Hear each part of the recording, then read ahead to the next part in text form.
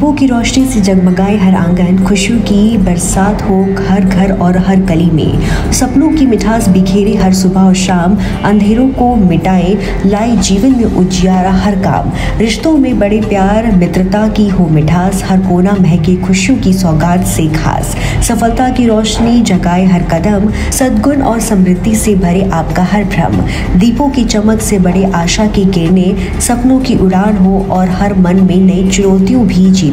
खुशियों के मोती बिखरे चारों ओर, सफलता और आनंद से महके आपका घर आंगन और शहर। सभी देशवासियों और क्षेत्रवासियों को ओमवती देवी प्रधान और प्रधानपति अमरपाल चौधरी ग्राम ओपेड़ा की ओर से धनतेरस, दीपावली, भाई दूज और पावन गंगा स्नान की हार्दिक शुभकामनाएं।